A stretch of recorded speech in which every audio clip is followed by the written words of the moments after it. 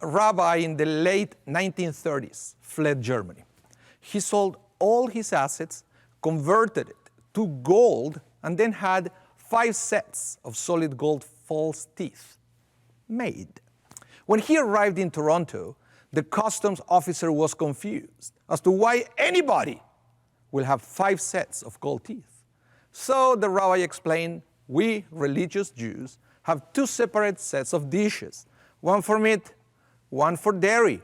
But I am so religious that I also have separate sets of teeth. The customs officer shook his head and said, well, that accounts for 2 sets of teeth. What about the other 3? The rabbi then said, well, religious Jews need separate dishes for Passover. But I am so religious that I have separate teeth, one for meat or one for dairy during Passover. The customs officer couldn't believe it. And then he said, you must be a very religious man with separate teeth for food that is meat and dairy and then also for Passover. Well, but that accounts for 4 sets of teeth. What about the 5th set? Well, to tell you the truth, once in a while I like to order Chinese. I want to talk to you today about fearless planning. And I hope my Rosh Hashanah message inspire you to go easy on yourselves, realizing that nobody's perfect.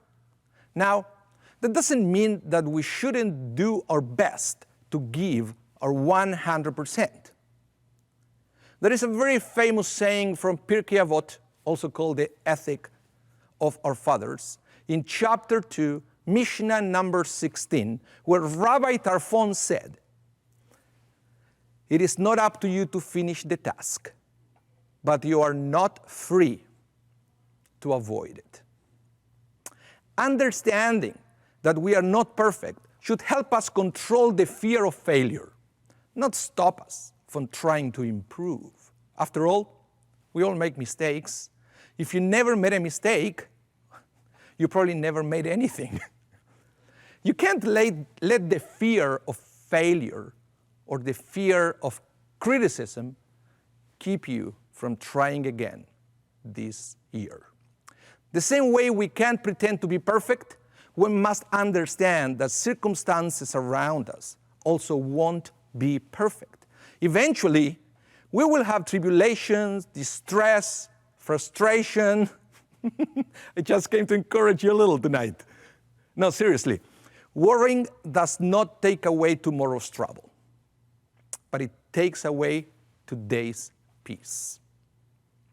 How many of you have ever been in an airplane that hit turbulence?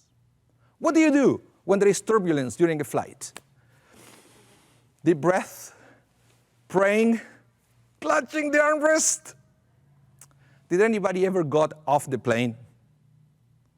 I'm out, I can handle this, there is too much turbulence. No, you hold on, buckle up, and maybe you pray.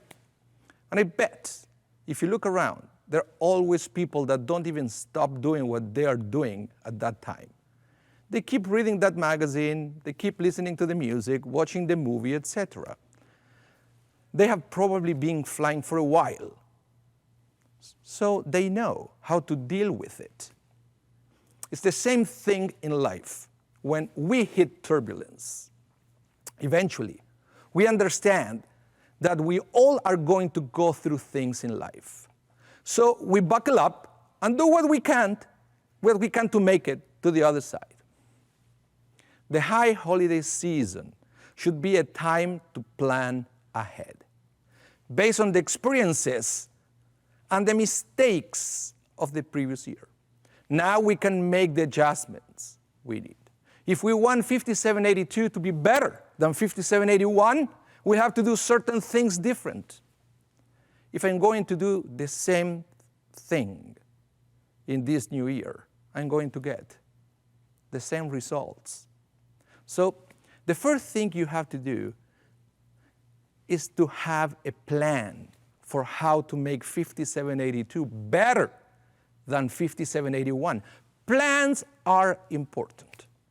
I believe that the Tanakh is a collection of plans. The Talmud says that God created the world using the Torah as the blueprint. In other words, God is teaching us to plan ahead whenever we want to do something. After every day of the creation, God said, and it was good. All is going according to plan. The Torah presents plans for battles, plans for building the temple, plans for helping the poor, plans to enter the promised land, plan after plan after plan. Ultimately, it doesn't matter how religious you are, you can't replace planning with prayer.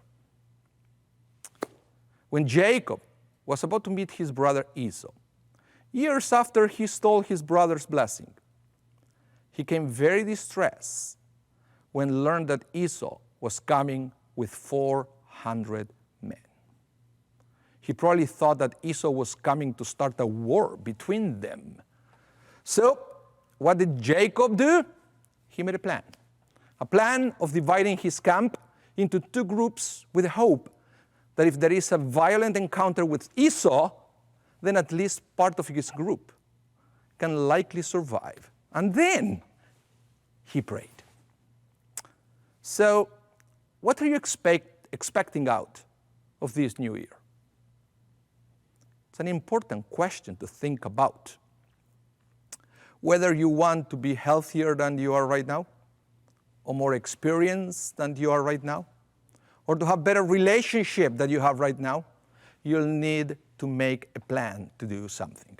You see, in Winnipeg, we don't have a huge airport like Toronto or Minneapolis, but we do have lots of airplanes flying to multiple locations in Canada and in the United States. Many people go to the airport every day. But until you decide where you want to go, a piece of advice, don't go to the airport. They don't sell tickets based on where you are. They sell tickets based on where you're going after you know your destination.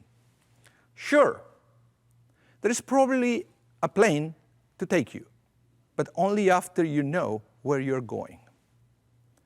I know many people saying, I don't know what I want out of this new year.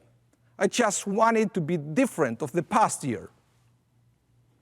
But if you want 5782 to be different from 5781, my question is, what plans are you going to create to make that happen? We read in the book of Habakkuk. By the way, Habakkuk was one of the minor prophets.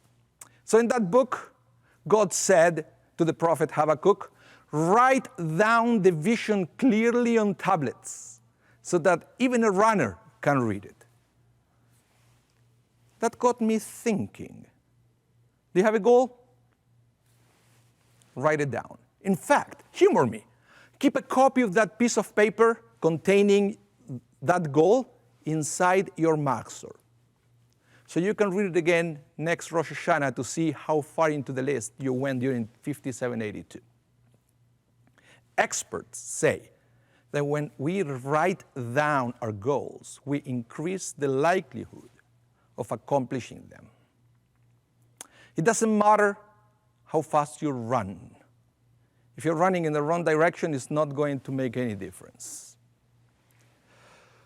What do you want to be at the end of 5782? Consider what it is in your studies, in your health, in your business, in your relationships. Think about any area in your life that you want to see a change. And stop dreaming and start planning. Sometimes we spend way too much time planning a wedding, not enough time planning a marriage. We spend a lot of time planning a vacation and not enough time planning a life. This new year, let's rediscover our priorities in life and plan a more meaningful year. Shana Tova u'metuka, Gemar Chatima Tova.